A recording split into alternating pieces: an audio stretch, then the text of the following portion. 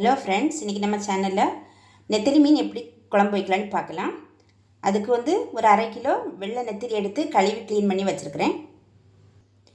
அந்த குழம்புக்கு தேவையான என்னென்ன பொருட்கள்னு பார்த்துக்கலாம்.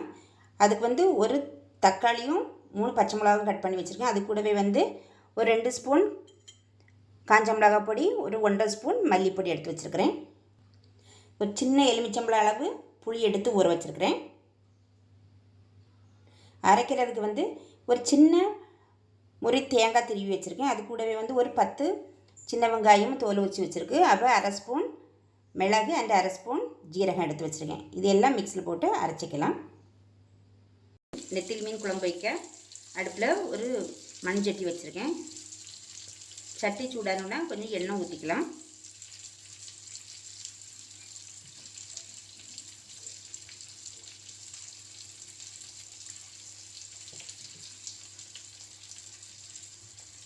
எண்ணெய் போய் சூடாயிடுச்சு. அது கூட கடுகு போட்டுக்கலாம்.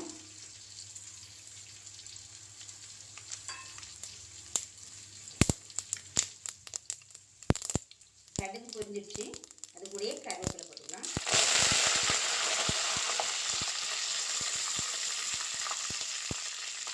அதில் விசில் பிடிக்க தக்காளி பச்சை மிளகாய் போட்டுக்கலாம்.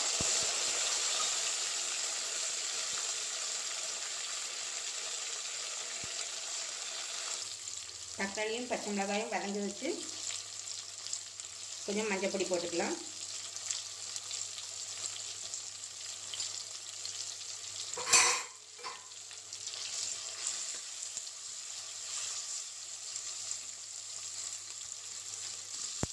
தக்காளியும் பச்சை மிளகாயும் வதங்கிட்டு அது கூட மிளகாத்தூளும் மல்லித்தூளும் போட்டுக்கலாம்.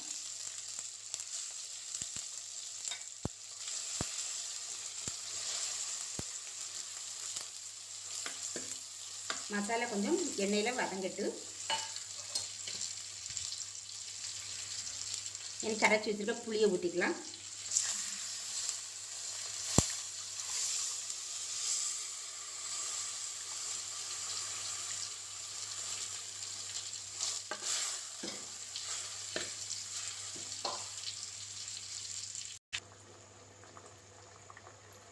புளியெல்லாம் கரைஞ்சிச்சு, நல்ல வந்துச்சு. அரைச்சி வச்சுக்க தேங்காய் ஊற்றிக்கலாம்.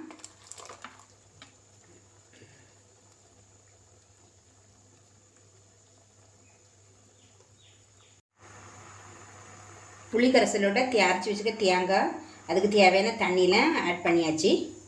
அது கூடவே கழுவி வச்சுருக்க நெத்திலியும் அது கூட ஆட் பண்ணிக்கலாம்.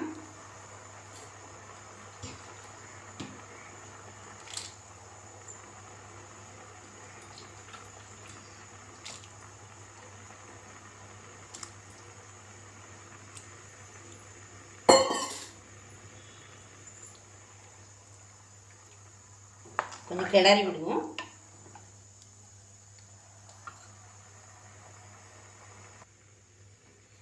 குழம்புக்கு தேவையான உப்பு போட்டுக்கலாம்.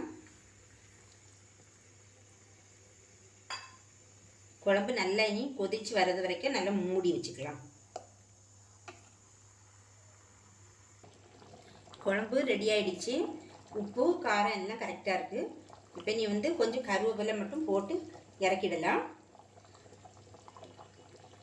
இந்த குழம்பு கொஞ்சம் தண்ணியாக தான் இருந்தால் நல்லாயிருக்கும். குழம்பு சாதத்தில் ஊற்றி சாப்பிட்றதுக்கு நல்லாயிருக்கும்.